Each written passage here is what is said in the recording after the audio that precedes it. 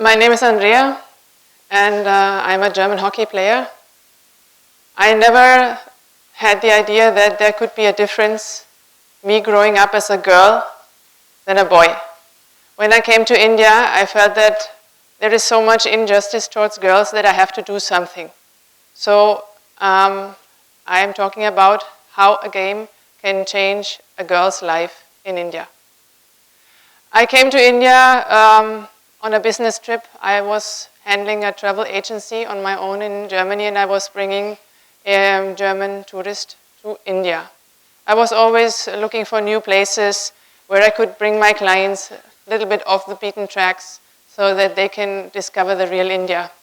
I came across a little village halfway between Agra and Jaipur in Rajasthan, a little typical Maharaja village with an old ruined fort and very dusty. On the other side, very colorful and very traditional. And I thought this could be the nice place for my clients to stop over for a lunch break. In 2010, I had a group from Vienna. It was a veterans hockey team. And I thought it would be great if we could stop by in this village and we all bring our hockey sticks and some sticks for the kids, and we will have a practice with them. And that day was so hilarious. It was so great to practice with the kids who had nothing before and have never seen a foreigner in their life before, that I thought that, I can make a change. So making a change is a good idea, but how to make this practical? I was still in Germany and the kids were in India. So whenever I dropped by in India, I did some hockey practice with them, and kids were waiting for me, queuing up, and they were so excited. So I thought, I have to make this go on even if I'm not there. So I tried to arrange German volunteers to live in the village when I'm not there, but this didn't happen really because the village was so remote, hygienic circumstances, power cuts, dirty water, everything. Nobody wanted to live there. So I thought, okay, then I take this opportunity and I leave everything behind in Germany, and this will be my new life. So I sold my company, I sold my car, I gave away my flat, and I packed my suitcase. I said goodbye to my family and friends who thought, now she's going completely mad. And I shifted to that little village. From the money that I brought, I reconstructed 2 rooms in this ruined fort where I lived with the Rajput families who were making food for me and who were giving me a new home. In front of the fort was a sandy ground, lots of cows, where we had daily practice. So in the morning at 5 o'clock, the kids would line up in front of my bed and would say, Andrea, hockey?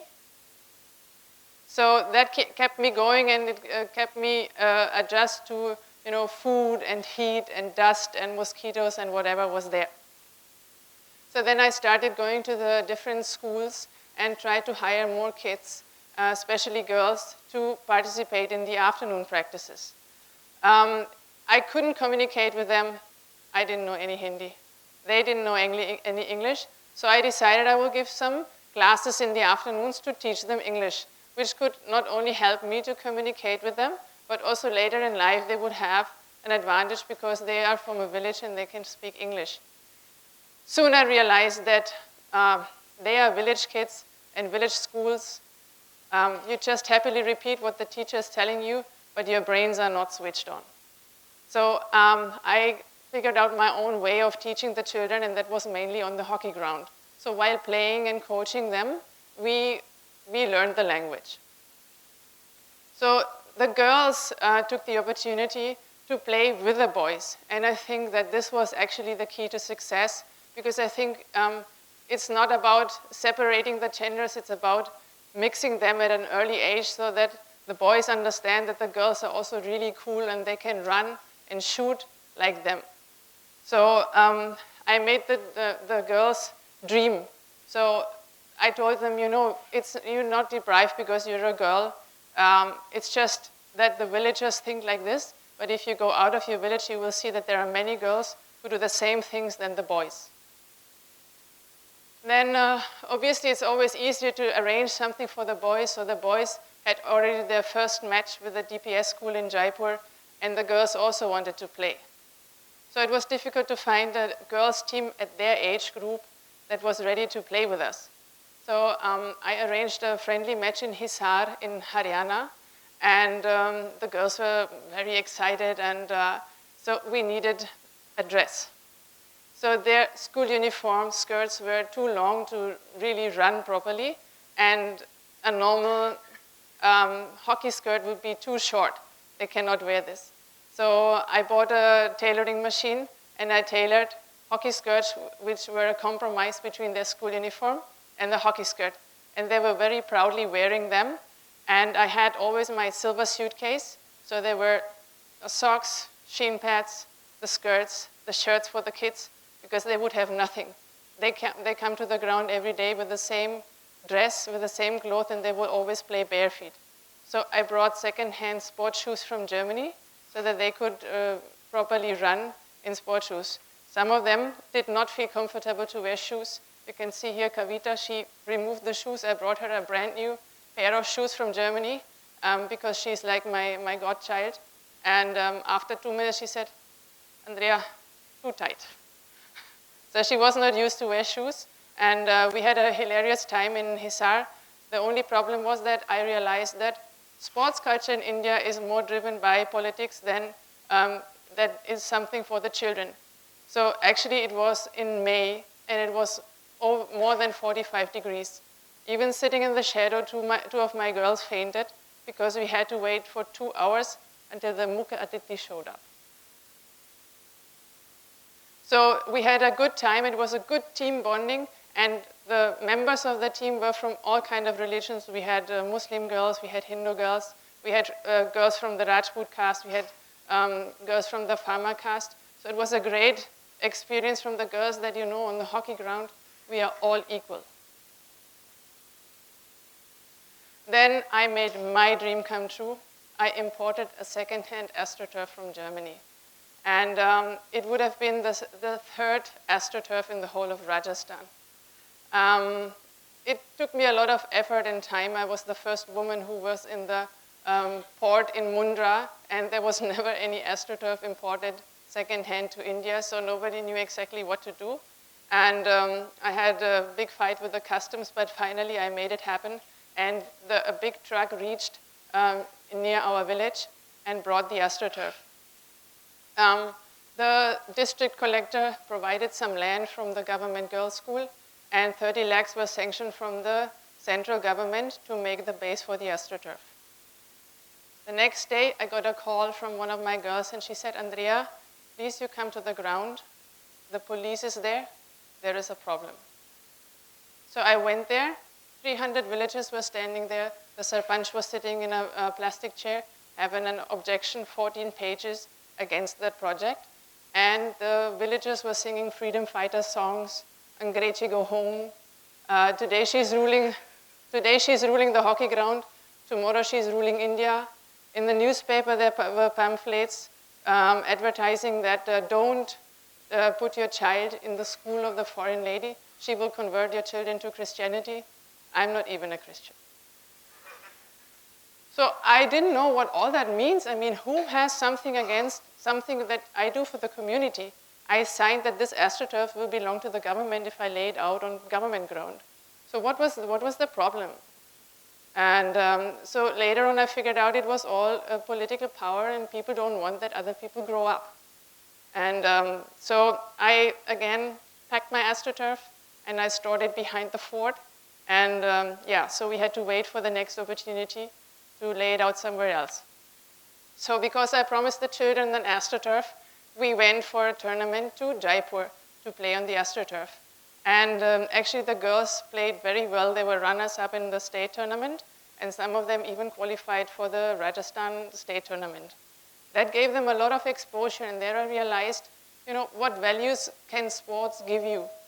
The team spirit, the bonding that you have in a team, the target that you have together, and the dream. You can dream big, you can reach a target, and, you know, sky's the limit.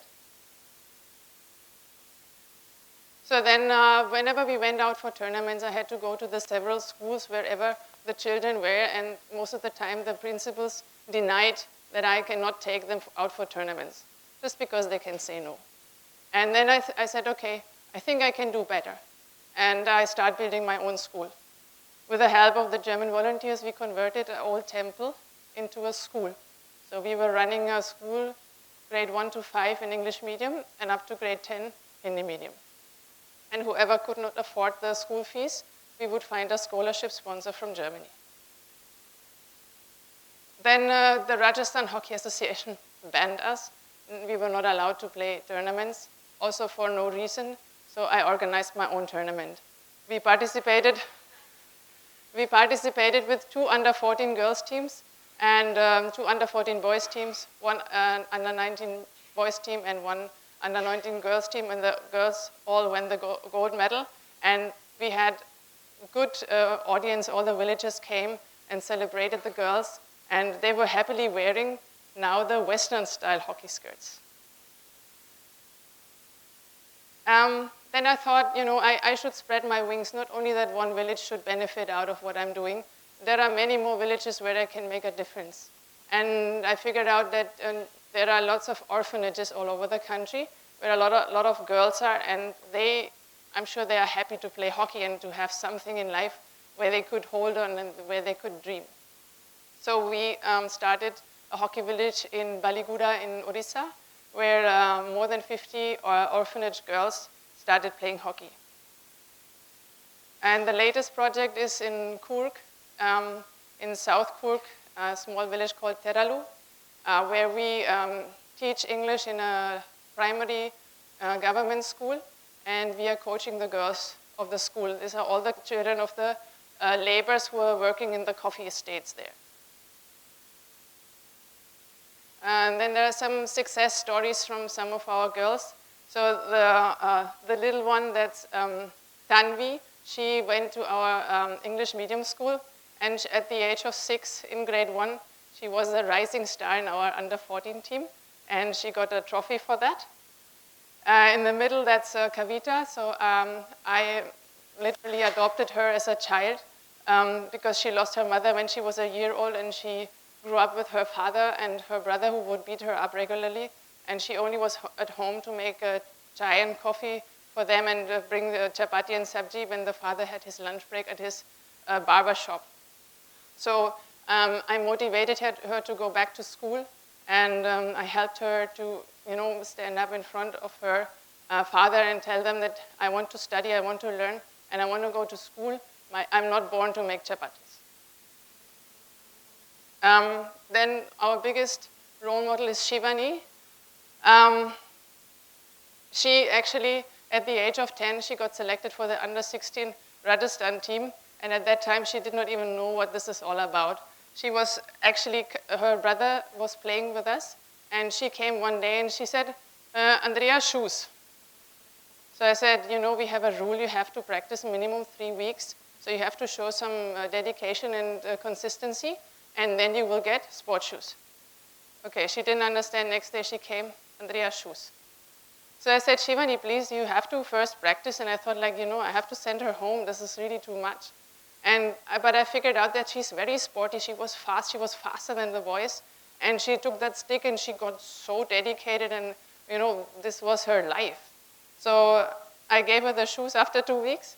And so she was playing on a very high level, and I took her last year to Germany. She played for 2 months in a German club team. She lived in a German family, and she adopted so well.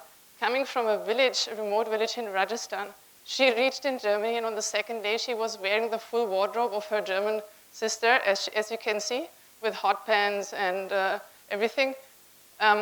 She played in the girls team, and she was really a support for the team of her age group.